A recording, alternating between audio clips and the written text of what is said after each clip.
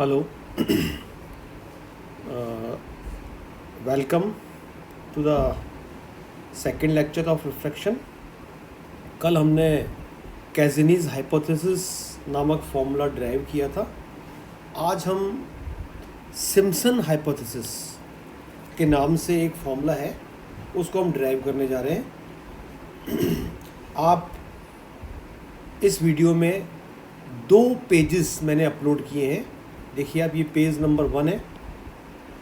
Actually ये extra page मैंने आपके लिए लिखा है, जो कि क्लासरूम टीचिंग के दौरान जो हम एक्स्ट्रा आपको साइड बाय साइड बताते हैं, वो चूँकि यहाँ पॉसिबल नहीं है, इसलिए मैंने ये पेज नंबर 1 लिखा है। बाकी एक्चुअली हमको यहाँ पर जो नोट्स आपको उतारने हैं या जो भी हम आज करने जा रहे हैं, उसका टाइटल है सिम्पसन हाइपोथेसिस, जो कि पेज नंबर 2 पे आप देख पा रहे हैं। यानी कि पेज नंबर 1 तो सिर्फ एक हेल्पिंग मटेरियल है। ओके, तो let us start reading Simpson hypothesis. ये क्या कहता है? अच्छा, पूछने का ढंग एग्जाम में कैसा होगा? जस्ट लाइक कैज़िनीज़ हाइपोथेसिस का ढंग था कि state and prove Simpson hypothesis. Okay, तो आपको ये पूरी हाइपोथेसिस विथ स्टेटमेंट भी याद रखनी है। तो आप देखिए हम क्या कह रहे हैं, relation between R and mu is, ये एक रिलेशन हमको गिवन है। क्या कहता है relation? R into mu to the power n plus 1 equals to constant where n is a fix natural number. Then prove that capital R equals to, now we all know that what is the meaning of capital R. Capital R is the refraction, okay, and xi is the apparent zenith distance, and mu naught का meaning आगे लिखा हुआ है, देखिए mu naught is the refractive index of the lowest layer and xi is the apparent zenith distance. इस पूरे idea को, यानी यहाँ जो हम बात कहने जा रहे हैं उसको, वैसे तो मैंने यहाँ पर एक फिगर बना रखा है, पर ये फिगर चूँकि बहुत कॉम्पैक्ट है, छोटा है, तो इसको मैंने क्लियर करने के लिए वापस इस पेज पे इस फिगर को रीड्रॉ किया है। तो आप देखिए इस फिगर में आप क्या देख रहे हैं। इस फिगर में हम देख रहे हैं कि there is a point O, this point O, okay, this is the centre of the earth. अच्छा, अर्थ के चारों ओर हम इमेजिन करें कि हमारी जो एयर की डिफरेंट लेयर्स हैं, layers with different refractive index, वो स्फेरिकली कंडेंस्ड है, यानी कि वो अलग अलग स्फेरिकल लेयर्स में एयर जमी हुई है। And this is one of the layer, ये देख रहे हैं आप, this is one of the layer जिसका कि रिफ्रैक्टिव इंडेक्स म्यू है, सपोज, है ना। अब एक डिस्टेंट स्टार से एक रे इमिट हो रही है और वो यहाँ से ट्रेवल होते हुए इस लेयर में एंटर होती है एट द पॉइंट P। ये P पॉइंट आपको दिख रहा है, ठीक है। जब ये P पॉइंट पे स्ट्राइक करती है ये लेयर, सॉरी ये रे, तो P पॉइंट पे जो नॉर्मल आपको दिख रहा है रेड कलर से बना हुआ, और नॉर्मल बनाने का तरीका यू ऑल नो, तो ये लेयर, ये रे इस नॉर्मल के साथ फाई एंगल बनाती है। तो अब इसी एंगल को हम क्या कहते हैं? Angle of incidence. Angle of incidence is the angle between ray of light and the normal. तो ये एंगल ऑफ इंसिडेंस जो है, ये इस लेयर के लिए कहलाएगा जिसका कि रिफ्रैक्टिव इंडेक्स म्यू है। तो हम क्या कह रहे हैं कि अगर एक रे ऑफ लाइट म्यू एक ऐसी लेयर पे स्ट्राइक करती है जिसका कि रिफ्रैक्टिव इंडेक्स म्यू है, और इस लेयर की जो स्टार्टिंग लेयर की 2 बाउंड्रीज हैं, फर्स्ट और सेकंड, इसको हम कह सकते हैं फर्स्ट बाउंड्री। इस फर्स्ट बाउंड्री की सेंटर ऑफ द अर्थ से डिस्टेंस R है, ये देखिए आप। तो हमारे को जो सिम्पसन हाइपोथेसिस का जो अजम्पशन है वो क्या कह रहा है कि अगर हम R को mu to the power n plus 1 से, mu to the power n से, R into mu to the power n plus 1, अगर हम R को mu to the power n plus 1 से मल्टीप्लाई करें, ये वाला काम तो हमने किया इस पर्टिकुलर लेयर के लिए। ऐसे ही ये वाला काम अगर हम डिफरेंट लेयर्स के लिए करें, डिफरेंट लेयर्स के लिए क्या होगा, ये R वेरी करेगा, ये आर वेरी करेगा और ये म्यू वेरी करेगा हर अलग अलग लेयर के लिए। जैसे मान लो इसके नीचे एक, जैसे मान लीजिए इसी के नीचे एक लेयर और है, ये लेयर, उसका रिफ्लेक्टिव इंडेक्स कुछ और होगा, उसके लिए आर कुछ और होगा। तो अगर उसके लिए भी मैं यही प्रोडक्ट कैलकुलेट करूं तो हमको ये प्रोडक्ट कांस्टेंट ऑब्टेन हो रहा है। यानी कि ये गिवन है हमारे को सिम्पसन हाइपोथेसिस में कि डिफरेंट लेयर्स के म्यू और उसके लिए आर में ये रिलेशन है, और ये वैल्यू जो आर इंटू म्यू के ऊपर n+1 है ये हर लेयर के लिए कांस्टेंट है। तो हम कह रहे हैं यदि ऐसा हो रहा है देन ये रिजल्ट आप ऑब्टेन कीजिए, प्रूव दैट। तो देखिए आप स्टार्ट करते हैं इसका प्रूफ।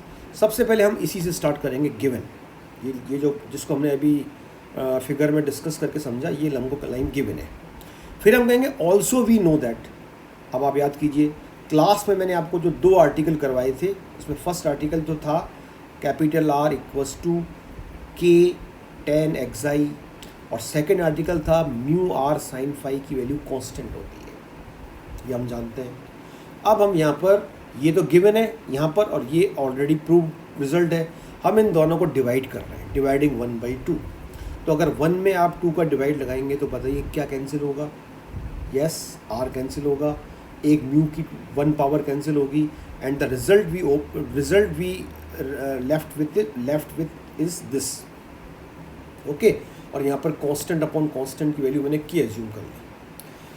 अब आगे देखिए, अब इसको मैंने नंबर 3 पुट कर दिया है।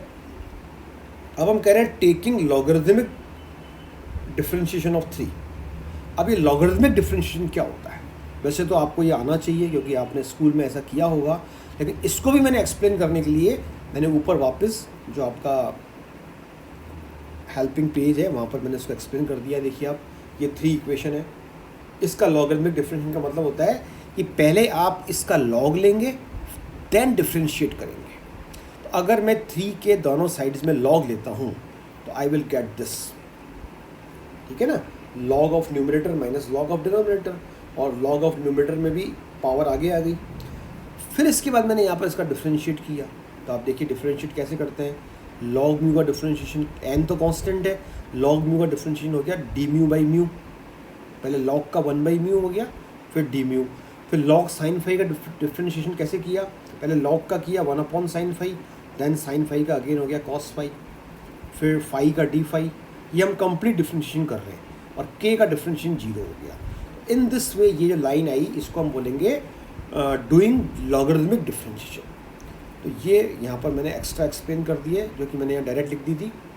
इसके बाद मैंने इस लाइन को यहाँ पर सिंप्लीफाई करके ऐसे लिख दिया। देखिए आप क्या किया मैंने, इसको 10 में कन्वर्ट करके, ये आप देख लेना, और यहाँ पर आ गया डी म्यू बाई म्यू, ये डी म्यू है ना। इसके बाद यहाँ पर हम एक रिज़ल्ट जो कि आपकी बुक में आपको मिलेगा, इसको हालांकि हमने अब तक प्रूव नहीं किया है क्योंकि ये एग्जामिनेशन में अभी तक आया नहीं है। It is not so important, अगर टाइम मिलेगा तो हम इसको प्रूव कर भी सकते हैं। इस रिजल्ट को बोलते हैं डिफरेंशियल इक्वेशन फॉर रिफ्रैक्शन। ये जो वर्ड आपको दिख रहा है यहाँ पर, इसका ये शॉर्ट में लिखा हुआ है, इसको फुल फॉर्म में आप क्या लिखोगे? Differential equation. तो ये एक रिजल्ट होता है जिसको मैंने नंबर 5 पुट कर रखा है, d capital R equals to d mu by mu tan phi. ये एक प्रूव्ड रिजल्ट है, इसको हम कहते हैं डिफरेंशियल इक्वेशन। तो अब आपको क्या करना है, 4th रिजल्ट जो कि मैंने अभी ऊपर आपको 4th इक्वेशन दिख रही है, ये मैंने अभी लॉगरिथमिक डिफरेंशिएशन करके ऑब्टेन की, और ये 5th वाला रिजल्ट जो कि ऑलरेडी प्रूव्ड रिजल्ट है, आपकी बुक में मिल जाएगा। इन दोनों के अगर हम RHS को कंपेयर करें, कंपेयरिंग RHS, तो देखिए आप, ये इसकी RHS हो गई 4th की, और ये 5th की RHS है। क्या दोनों की RHS सेम है? आप देखिए ध्यान से, बिल्कुल सेम है, केवल इसमें tan फाई इसमें आगे लिखा है, 4 में tan फाई उसमें पीछे लिखा है। तो अगर 4 और 5 की RHS सेम है then we must have their LHS should also be same, ठीक है। तो मैंने इन दोनों की LHS को इक्वल कर दिया। तो in this way I have this result, okay.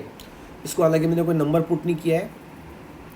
इसके बाद आपको क्या करना है, एक और फिगर आपको यहाँ दिख रहा है, इसको फिर मैंने वापस ऊपर एक्सप्लेन किया है। ये तो मेरे चूँकि खुद के नोट्स हैं तो बहुत कॉम्पैक्ट फॉर्म में लिखे हुए हैं, तो इसलिए मैंने इसको और एक्सप्लेन करने के लिए अलग से एक पेज यहाँ पर आपको अपलोड किया है। देखिए आप, एक्चुअली मुझे अब करना क्या है, इस रिज़ल्ट का दोनों साइड इंटीग्रेशन करना है। कैसा इंटीग्रेशन? डेफिनेट इंटीग्रेशन, निश्चित समाकलन, जो कि अपन सीमाओं के मध्य करते हैं, बिटवीन द लिमिट्स। तो अब हम जब इसका डिफरेंशिएशन इंटीग्रेशन कर रहे हैं d R equals to 1/n d phi का, यहाँ पर देखिए आप, मुझे d R equals to 1/n d phi का दोनों तरफ इंटीग्रेशन करना है। तो सिंपल अगर इंडेफिनेट इंटीग्रेशन करना होता तो ऐसा लगा देता मैं, उसमें फिर कांस्टेंट आ जाता, पर मैं यहाँ पर करना चाहता हूँ डेफिनेट इंटीग्रल। तो डेफिनेट इंटीग्रल के लिए मुझे यहाँ पर लिमिट्स चाहिए। वो लिमिट्स में क्या ले रहा हूँ वो ज़रा आप इधर देखिए। मैंने यहाँ पर इंटीग्रेशन किया from the upper boundary of the atmosphere से लेकर सरफेस ऑफ द अर्थ तक। ये जो आपको यहाँ पर एक स्फेरिकल शेप दिख रही है, ये एक्चुअली अर्थ की बाउंड्री है। तो इसको मैंने लिखा सरफेस ऑफ द अर्थ। और फिर ये जो आपको यहाँ पर बाउंड्री दिख रही है, ये कौन है? ये है अपर boundary of the atmosphere. Upper boundary of the atmosphere का मतलब ये है कि इसके फर्दर, इसके बियॉन्ड अगर हम ऊपर और ऊपर जा रहे हैं, then we will not get any atmosphere. एक तरह से यहाँ पर वैक्यूम है, जैसा कि कल हमने देखा था। तो मुझे एक रे को इमेजिन करना है जो कि डिस्टेंट स्टार से चलती हुई आ रही है। ये सबसे पहले अपर बाउंड्री ऑफ द एटमॉस्फेयर पे स्ट्राइक करी, और यहाँ पर मैंने मान लिया कि इसका जो एंगल ऑफ इंसिडेंस है वो फाई डैश है। और जब ये रे, यहाँ देखिए आप, ब्लैक में मैंने बना रखी है, ये वाली रे, ये दिख रही है आपको जहाँ मेरा पेन चल रहा है, ये रे इस तरह से रिफ्लेक्ट होती सरफेस ऑफ द अर्थ तक पहुँच गई। मान लीजिए यहाँ पर ऑब्जर्वर है, ऑब्जर्वर की आइज़ में पहुँच रही है, और जब ये ऑब्जर्वर की आइज़ में पहुँच रही है तब जो इसका एंगल ऑफ इंसिडेंस है वो है एक्साई। तो ये इस तरह से मेरे को दो वैल्यूज़ ऑफ फाई मिल गई, टू वैल्यूज़ ऑफ फाई। एक तो अपर बाउंड्री पे फाई की वैल्यू फाई डैश है, ये देखिए फाई की वैल्यू, और एक at the surface of earth phi की वैल्यू एक्साई मिल गई। तो मैं इसका इंटीग्रेशन करूँगा from upper boundary of the atmosphere से लेकर कहाँ तक करूँगा? From the surface of earth तक, up to surface of earth तक। कुल मिला के मैं इस इक्वेशन का राइट हैंड में इंटीग्रेट करना चाह रहा हूँ from upper boundary of the atmosphere, जहाँ फाई की वैल्यू फाई डैश है, यहाँ पर phi equals to phi dash है, और at the surface of earth पे फाई की वैल्यू एक्साई है। तो इस तरह से अगर मैं जब इसका इंटीग्रेशन करूँगा तो इससे जो मुझे लेफ्ट हैंड साइड में वैल्यू प्राप्त होगी वो प्राप्त होगी total refraction occurred in this ray of light. ठीक है, टोटल रिफ्लेक्शन क्यों बोल रहा हूँ? क्योंकि अपर बाउंड्री से लेकर सरफेस ऑफ अर्थ तक आते आते जो टोटल रिफ्लेक्शन हुआ वही मुझे कैलकुलेट करना है। तो अब आप देखिए यहाँ पर यही काम मैंने यहाँ किया है। यहाँ पर मैंने इसको लैंग्वेज के साथ लिखा है, देखिए आप, integrating from the upper boundary of the atmosphere. अब अपर बाउंड्री, ये वही वाला डायग्राम में देखिए मैंने यहाँ भी शो कर रखा है। तो यहाँ पर मैं क्या कह रहा हूँ कि यहाँ पर r की वैल्यू r डैश है, म्यू बराबर 1 है, और फाई बराबर फाई डैश है। इसको वापस देखिए इस फिगर में, इस पॉइंट पर what is the value of r? तो r का मतलब होता है distance from the centre of the अर्थ। तो ये डिस्टेंस देखिए आप इधर जो मैंने यहाँ पर इस तरह से मार्क कर रखी है, ये r डैश है।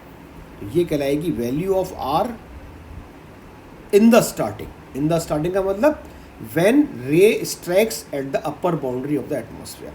और इस समय फाई की वैल्यू फाई डैश है और म्यू की वैल्यू 1 है। देखिए ये म्यू की वैल्यू लिख रखी है मैंने यहाँ पर। म्यू की वैल्यू 1 क्यों है? क्योंकि यहाँ पर एटमॉस्फेयर है ही नहीं। और जब यही तीनों डाटा जब मैंने यहाँ पर सरफेस ऑफ द अर्थ पे देखे तो यहाँ पर r की वैल्यू a है। देखिए आप, ये r इक्वल्स टू a, और म्यू की वैल्यू म्यू डैश है, और फाई की वैल्यू एक्साई है। क्लियर? तो आई थिंक ये सारी बातें आपको समझ में आ गई होंगी, ठीक है ना। अब आप यहाँ पे वापस से इस इंटीग्रल को हम परफॉर्म करते हैं। तो देखिए आप, यहाँ पर डी आर की जगह आर क्यों आ गया? क्योंकि मैंने देखिए इधर देखिए मैंने यहाँ पर इसको इंटीग्रल ऐसे किया है, integral D R between 0 to r, क्योंकि मैं कह रहा हूँ टोटल रिफ्लेक्शन। तो शुरू में रिफ्रैक्शन 0 था और जब वो सरफेस ऑफ अर्थ पे स्ट्राइक हुई तो रिफ्रैक्शन R हो गया। तो इसका इंटीग्रेशन डेफिनेटली कैपिटल R ही आएगा। और यहाँ पर डी फाई का integral between phi dash to xi कर दिया। तो डी फाई का इंटीग्रल हमारा होता है फाई, और फाई की फिर लिमिट भर देंगे हम, तो ये आ गया। तो इस प्रकार मुझे इक्वेशन नंबर 6 ऑब्टेन हो गई। देखिए आप इक्वेशन नंबर 6 क्या क्या मिली मुझे? मुझे मिल गई capital R equals to 1/n xi minus phi dash. अब इसके बाद ये जो इक्वेशन नंबर 3 है, देखिए अब ये इक्वेशन नंबर 3 ये लिख रही है आपको, ये इक्वेशन नंबर 3 ये वाली ग्रीन पेन से जो मैंने हाईलाइट की है, इसको मैं अप्लाई करने जा रहा हूँ for the upper layer of atmosphere and for the earth surface. यानी जब मैं इस इक्वेशन को जब मैं अपर लेयर ऑफ एटमॉस्फेयर के लिए अप्लाई करूँगा तो अपर लेयर ऑफ एटमॉस्फेयर पे जो म्यू की वैल्यू है और जो फाई की वैल्यू है वो पुट करूँगा। तो बताइए अपर लेयर ऑफ एटमॉस्फेयर में म्यू की वैल्यू है म्यू नॉट। देखिए आप अभी ऊपर वाला डायग्राम में देखा था आपने, सॉरी ये पहले हम अप्लाई कर रहे हैं फॉर द अर्थ सरफेस। यानी ये जो रिजल्ट आया ये आपका कैसे आया? फ्रॉम 3 आया। क्या करने से आया?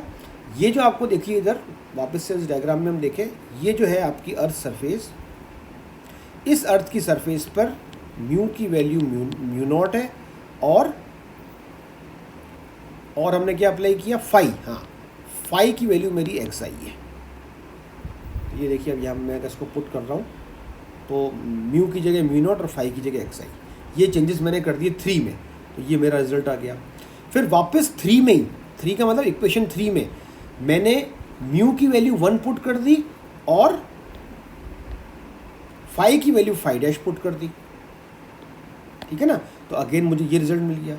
अब की बार म्यू की जगह मैंने यहाँ 1 पुट किया है, तो 1 की पावर n 1 हो गया। तो in this way again I have this result. अब मैंने इन दोनों इक्वेशन से k की वैल्यू को इक्वेट कर दिया। तो जब मैंने इन दोनों से k की वैल्यू को इक्वेट कर दिया तो यानी कि इनकी LHS सेम हो गई, तो ये रिजल्ट आ गया। अब यहाँ से मैंने फाई डैश को लिखा, इस साइन को मैं इधर ले गया, ये बन गया साइन इनवर्स। ये थोड़ा सा यहाँ पर कट गया है, तो ये आ गया phi dash equals to sine inverse, और ये पूरा साइन इनवर्स के आगे अंदर ही आ जाएगा।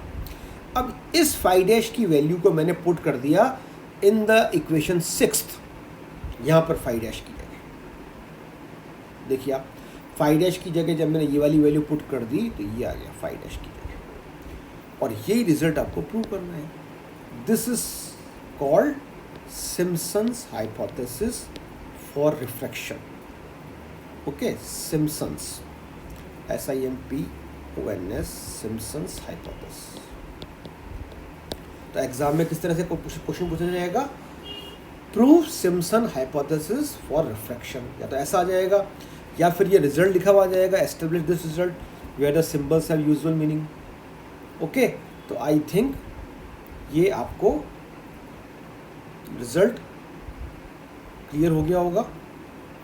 तो इसको आप अच्छी तरह से नोट डाउन कर लेना, इम्पॉर्टेंट है ये।